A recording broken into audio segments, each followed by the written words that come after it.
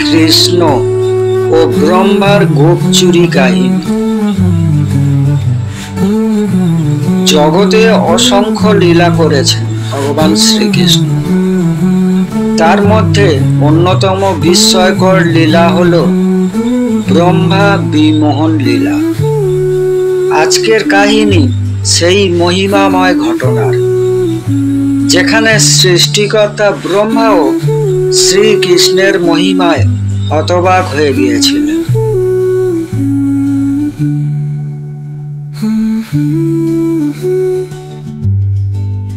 একদিন বৃন্দাবনের সবুজ প্রান্তরে কৃষ্ণ গোপাল বন্ধুদের সাথে গরু চড়াচ্ছিলেন। চারিদিকে নদীর কলকল, ফুলের ঘ্রাণ আর গোপালদের হাসি আনন্দ।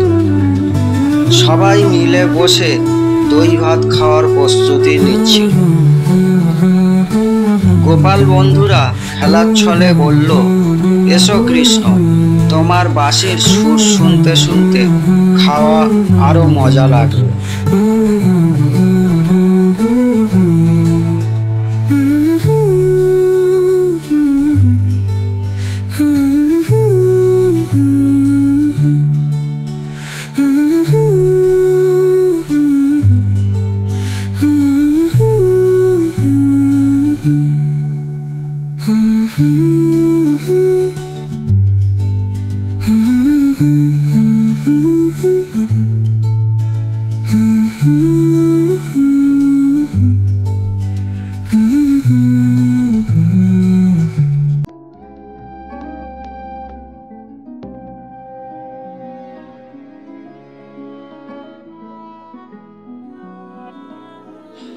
ব্রহ্মার আগমন।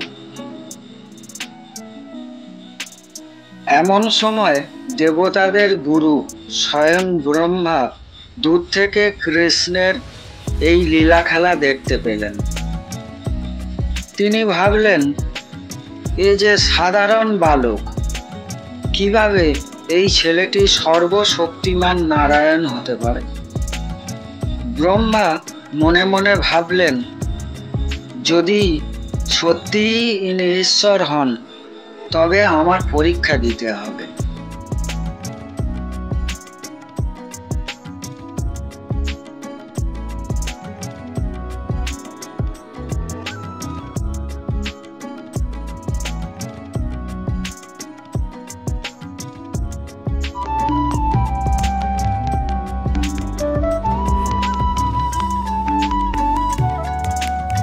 গোপালদের চুরি। এই ভেবে ব্রহ্মা কৃষ্ণের সব গোপাল বন্ধু আর গরুগুলোকে তার মায়া বলে লুকিয়ে নিলেন। বৃন্দাবনের মাঠ তখন ফাঁকা হয়ে গেল।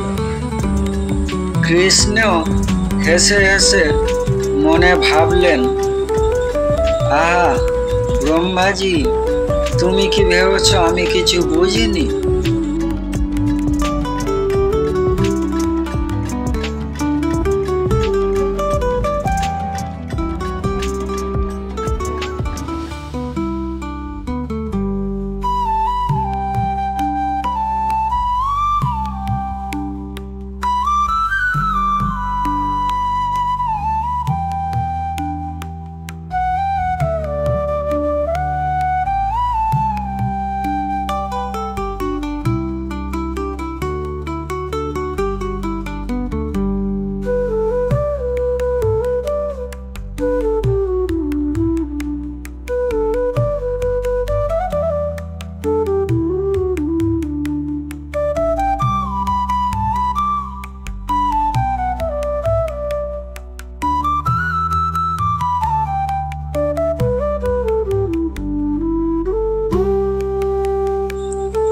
কৃষ্ণের অলৌকিক লীলা।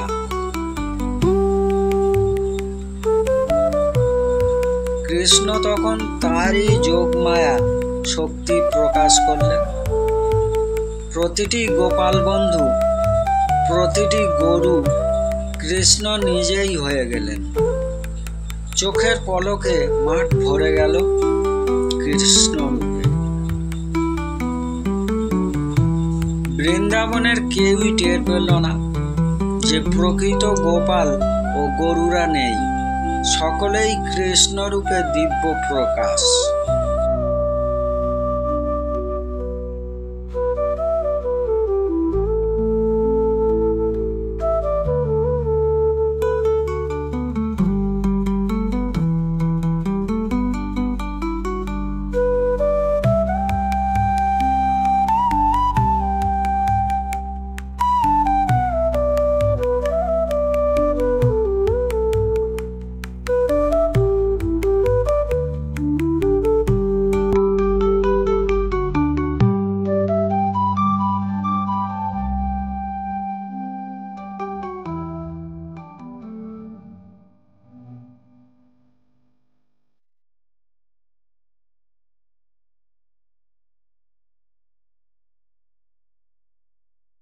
দৃশ্য 5।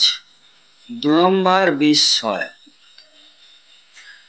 1 বছর পর ব্রহ্মা ফিরে এসে অবাক হয়ে দেখলেন, যাদের তিনি চুরি করেছিলেন তারা তো এখনো মাঠে খেলছে, অথচ তার কাছে লুকোনো বন্ধুরা অন্যত্র ঘুমিয়ে আছে। ব্রহ্মা অবাক হয়ে ভাবলেন, এ কেমন লীলা, কে কাকে লুকিয়েছে বুঝতে পারছি না।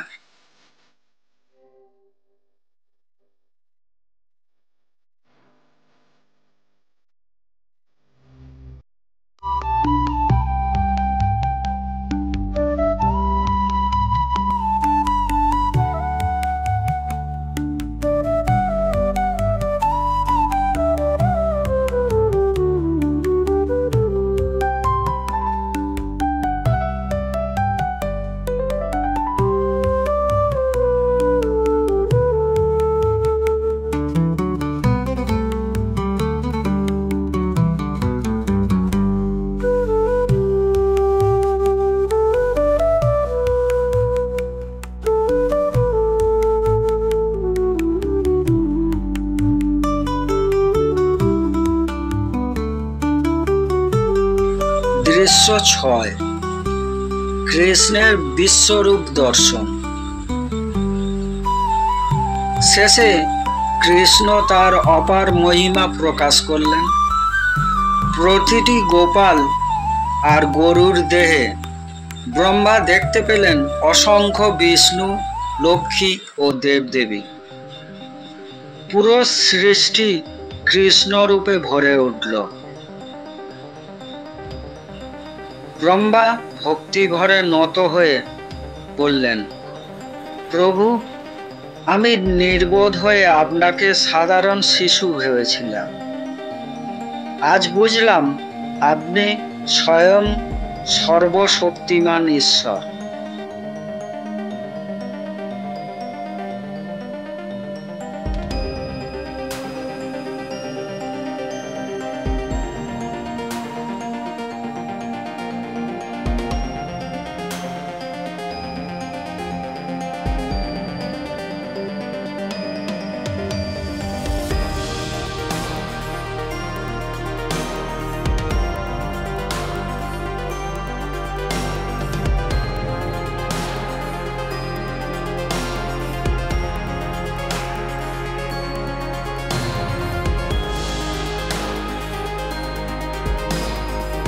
দৃশ্য 7। উপসংহার। এই লীলা আমাদের শেখায়, ভগবানকে কেবল যুক্তি বা অহংকার দিয়ে বোঝা যায় না। তার প্রেম আর ভক্তিই হলো আসল পথ। শ্রীকৃষ্ণই জগতের সর্বোচ্চ সত্য, আর ভক্তের হৃদয়ে তিনি সর্বদা অবস্থান করেন।